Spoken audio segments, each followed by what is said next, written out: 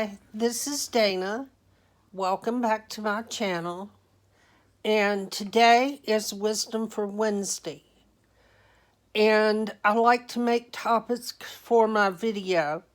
Topics, in case I didn't say that clearly enough. Topics for my video. And this week's topic, or this week's Wisdom for Wednesday, is going to be self-care. This may be a little bit longer than I normally do, but it's something that is very important. It's important for me, and one thing I know is it's important for you. So hang on, and we'll jump right in. Self-care is talking about the mind, the body, and the soul. This is something I'm a bit embarrassed to say I'm not very good at. It also looks different on different people, and different times will make it look different. So that's really important to remember in trying to take care of yourself. It doesn't always have to be the same, and it doesn't always have to be at the same time. Saying I got from some of my research I did was from Melody Beattie, who does a lot of codependency. She writes a lot of books and does a lot of work with that. And it says, I am responsible for myself. And that is true.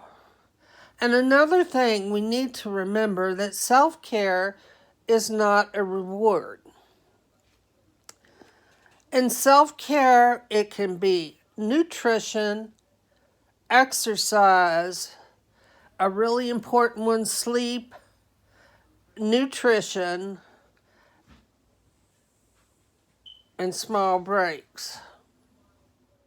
Another thing that was suggested to do is to make a digital file, and on that digital file to put compliments, kind words you've received, any good memories, and any favorite photos.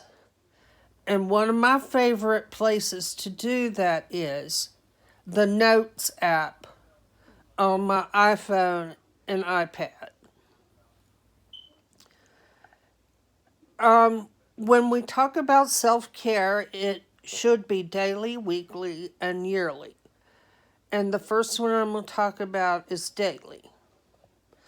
In daily, you should plan and prepare a nutritious meal. It doesn't have to be complicated, but just something that is nutritious and that you're really interested in fixing and eating.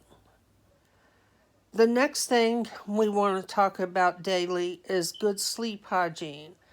It needs to be between 7 and 10 hours. We need to go to bed early and get up early. Prior to going to bed, we need to schedule some downtime.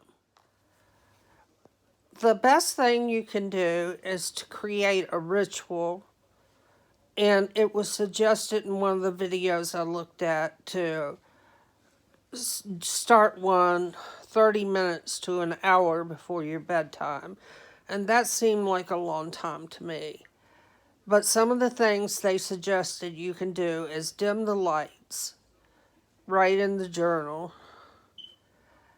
scan your body, head, chest, stomach, so on. And this is a time, if you're religious, that you could do prayer or meditation. And one of the things that I learned is that the bedroom is your sanctuary. And one of the main things they suggested was no TV. We have, for all intents and purposes, TVs in all of our bedrooms and have for some time now. Another thing that the videos talked about is if you can't sleep well is to use natural sedative. And one of the first things they said you could take is magnesium. And I will have to say, honestly, that is something I've never tried. But there were other things like chamomile, and it even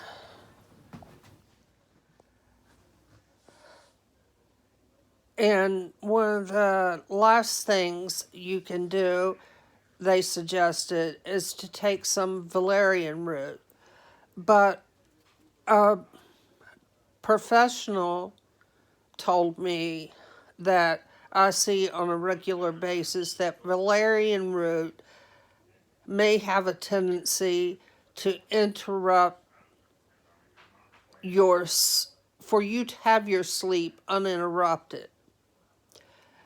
And so I was taking it, but I noticed I was having some awful nightmares and I wasn't able to sleep until it was time to get up.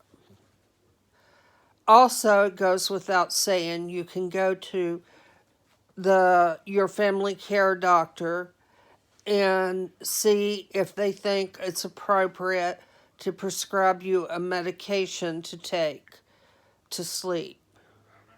And I myself, I do take a medication to help me sleep because without it, I don't sleep at all from anywhere from 1 to 3 days, and I mean at all. So, taking a sleep medication does help me, but it is prescribed through my primary care provider at the VA. I'm sorry, not my primary care provider, but my mental health provider at the VA. But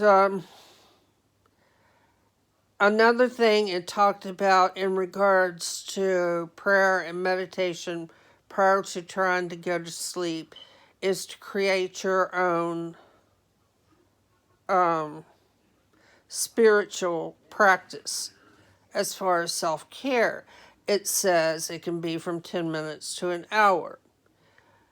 Most all the videos and articles I read online said that morning is ideal. I'm not a morning person, so this is not ideal for me. It did say night is okay, so I'm there. Night is okay. And another thing, talking about nutritional self-care, is to download a meal planner. There are many to choose from on the internet, and one site of interest, of course, is Pinterest. And you do that in order to organize your meals, find meals that you would like to cook, and good nutrition is essential to good self-care. Another thing, talking about the mind function of the mind, spirit, and body, is to write down some fun ways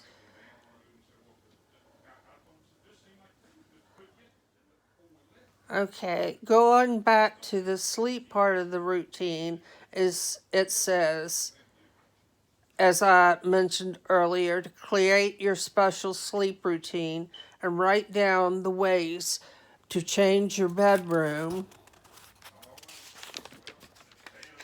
into your sanctuary. And that's something that was really helpful for me and that I'm going to try to do. Weekly, it is suggested that you set aside a planned, designated hour or couple of hours, if you can, to do a check-in, self-care check-in. And what that can be is that can consist of a weekly outreach, and that's to call and write someone.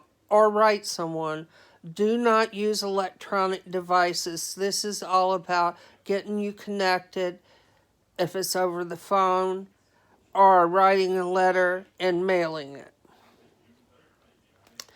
And another thing to do at your weekly check-in is to assess where you've been at, how you're feeling, how you felt for the majority of the week, and what you can do in the upcoming week to help take care of yourself. Talking about yearly self-care. In yearly self-care, what you should do, and this is also important, and my daughter and or I will be doing a video on talking about one of these aspects, and I'll mention it when I get to it. But the first thing to do is to have a supportive group environment, and that's talking about professionals, people that do it for a living. And the first one is a nutritionist. One of the second things you can do is a massage. The third is a psychotherapist, which is a counselor or psychologist, psychiatrist. And the next one is the one I wanted to talk to you about, is a supportive doctor. And in that, I want to say you need to keep up with what tests you need to have done on a yearly basis, and any self-checks that you need to be doing, and you need to go see your supportive doctor at least once a year. That's about all I have for self-care. I just want to say that another thing that I did, and it's the last thing I have for you, is on the internet, and this was off Pinterest, you can find some self-care ideas, and I printed off a thing that's 40 self-care ideas. And I'm not going to read the whole list, but the first one is visit an art museum, take your vitamins, meditate or pray. Another thing is to create a bucket list. Do you have a bucket list? Is it written down somewhere, or have you recorded it somewhere?